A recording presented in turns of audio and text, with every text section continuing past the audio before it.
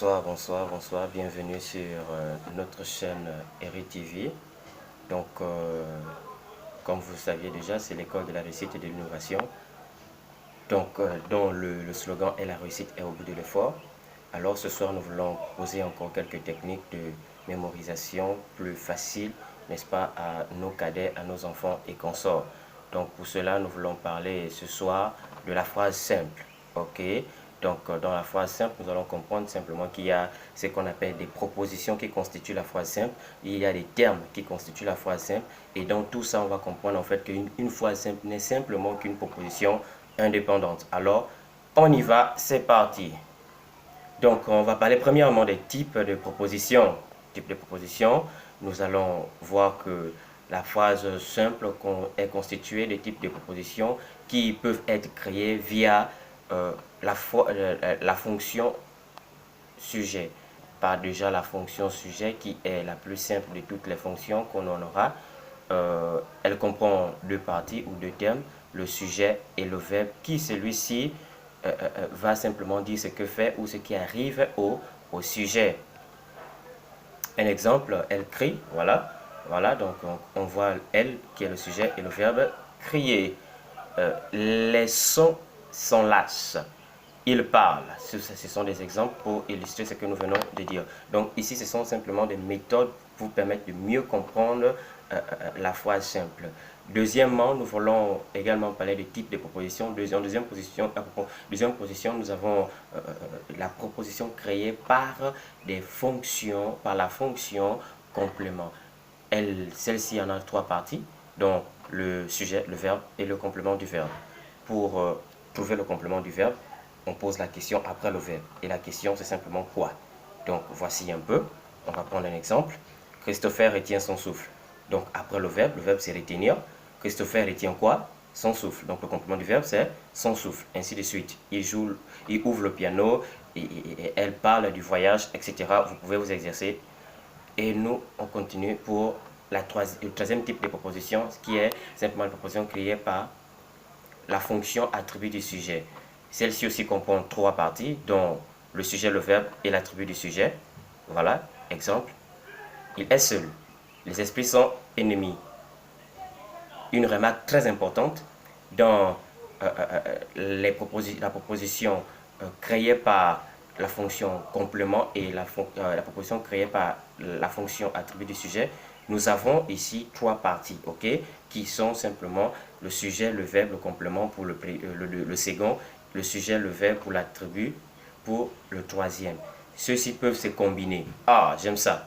Ils peuvent se combiner dans une phrase. On peut les retrouver et alors quand ils se combinent, on parle alors de proposition double.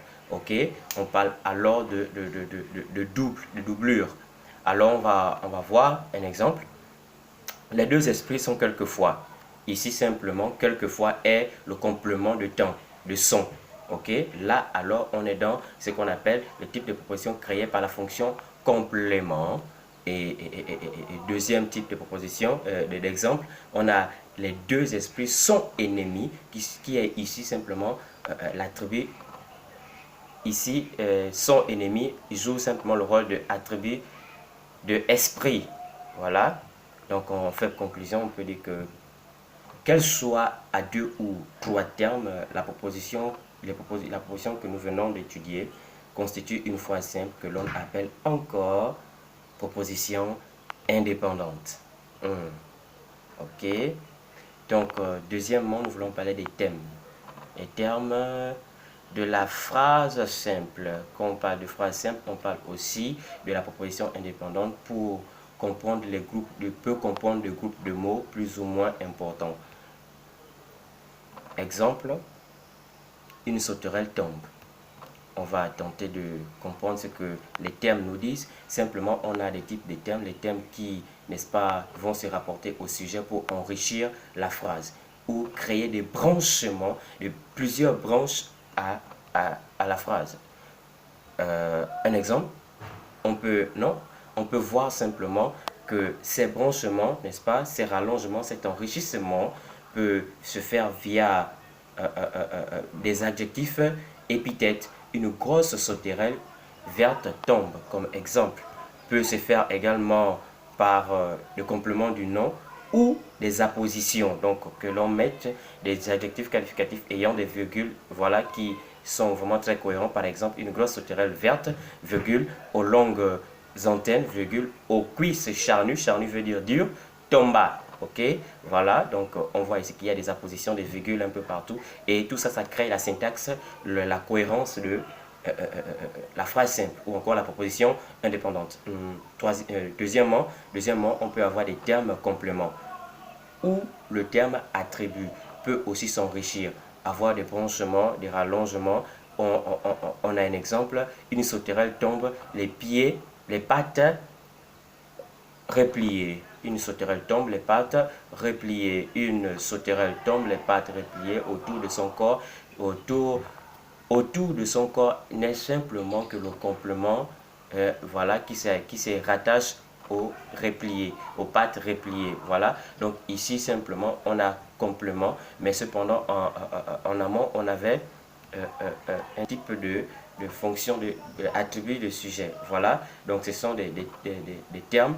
Voilà pour conclure cette première partie. Nous voulons déjà aussi vous dire abonnez-vous massivement à cette chaîne.